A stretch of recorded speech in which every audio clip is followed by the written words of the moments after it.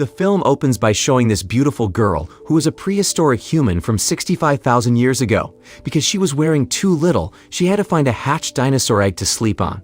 What she didn't expect was that as the other small dinosaurs hatched one by one, the mother dinosaur claimed the girl as her own.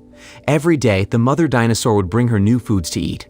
Her life was one of happiness and stability, but Bella isn't really willing to live alongside dinosaurs. She was living in a primitive tribe around a dozen days ago. The Naija tribe's leader desired to perform a ritual in honor of the gods. It was thought that by performing this ceremony, they would be able to ask the gods for a larger crop of food tomorrow. Then Bella and two other girls were picked as the sacrifices because of their better physical appearance. The ceremony was about to begin. One of the girls was so ashamed that she ran away midway. However, she ran in the incorrect way, falling off a cliff and dying. The clan's chief was furious because one of the sacrifices had gone missing. He instantly instructed his subordinates to tear off the two females' cloaks. The patriarchs declared on the spot that the rite had begun early. The ceremony site suddenly blew a gale, blowing the tribal members in all directions and forcing them to flee to the ground to avoid the wind. The gale even blew some slow reactors off cliffs. When the girls spotted the guards fleeing, Bella plunged into the sea, crested the breeze, and swam deep. It is said that girls with large breasts have generally good luck. Bella had hardly swum a few kilometers when she came across a fishing boat belonging to another tribe.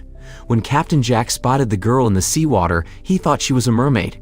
He threw a net across and rescued Bella. He then led Bella back to the group.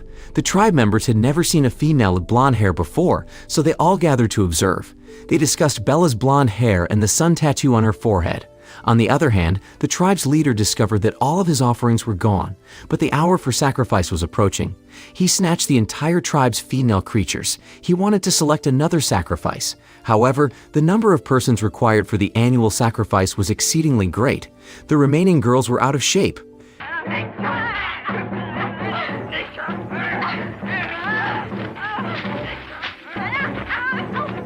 Initially, the patriarchs thought God had no appetite. The patriarch had no choice but to analyze Bella's escape path.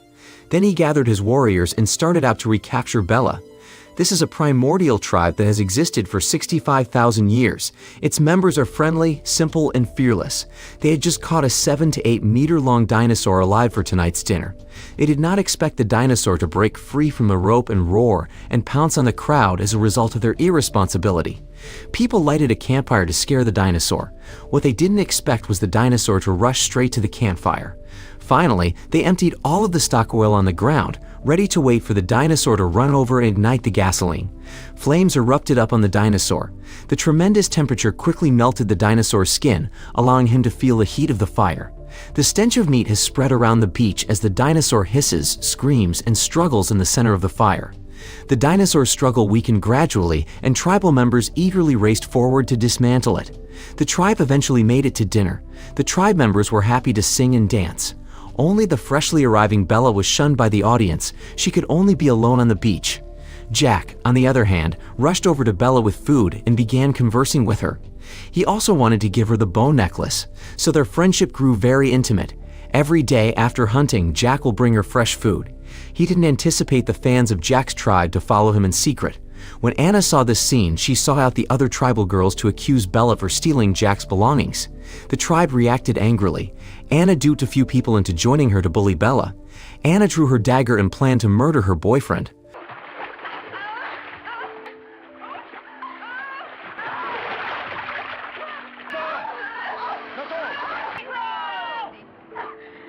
Finally, Jack arrived and explained everything to everyone. Finally, Anna had to submit and accept her error, but she despised Bella even more. The head of another tribe arrived with a hunting squad. Anna instantly took the patriarch to his destination. Bella fled. The patriarch led the tiny group after Bella. Bella dashed across the mountains to a more lonely location. She finally made it to Triceratops' neighborhood.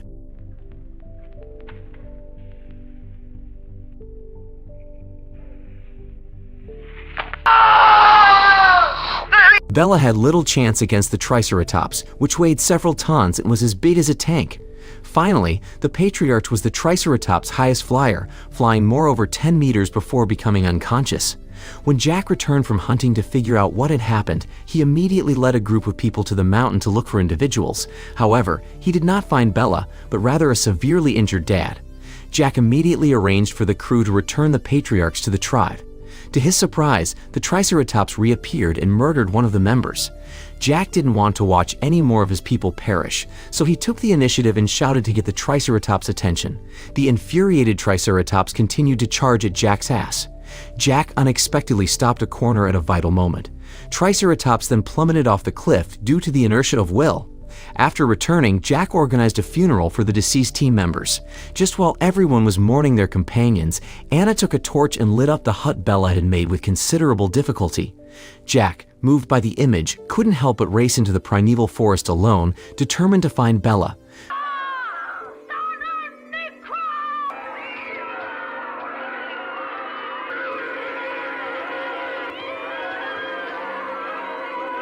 Meanwhile, Bella struggles through the bush, looking for a way out. Suddenly, she comes across a gecko larger than a tiger.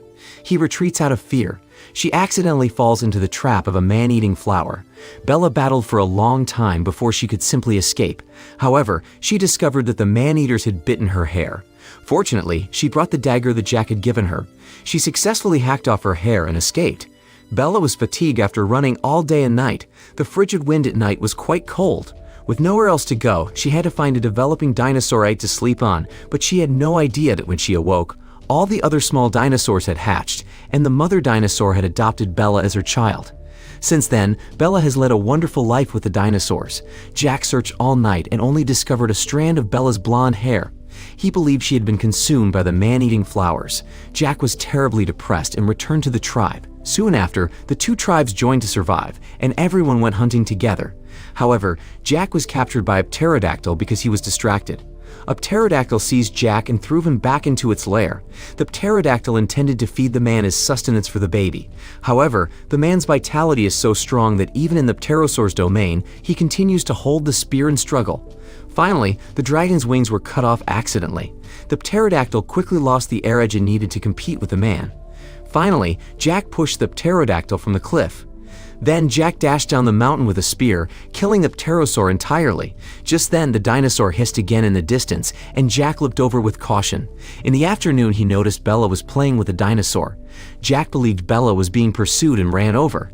They were eventually reunited.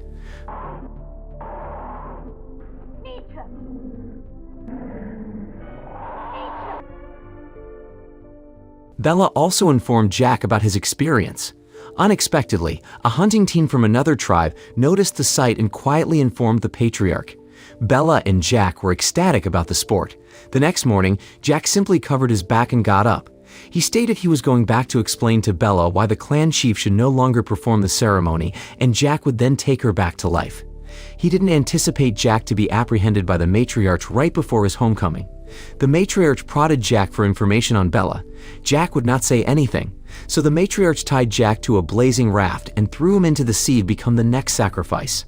Unfortunately, Jack was not drowned, allowing him to flee back and rejoin Bella. It was horrible to witness her beloved tortured into Bella because of her. She quickly took out small fish to prepare a charcoal grilled live fish for Jack. Unexpectedly, the white smoke from the barbecue served as the best mark.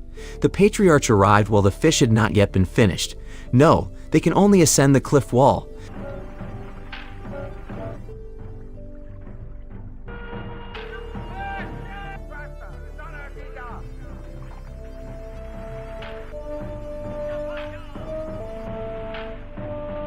They hoped to use the terrain to avoid the pursuit. However, the patriarch remained at the highest position, gazing down on them.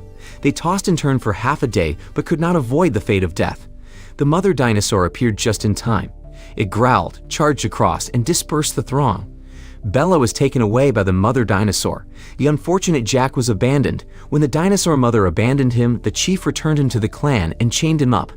The patriarch stated that he intended to kill him in order to re-sacrifice. A tsunami hit the island unexpectedly.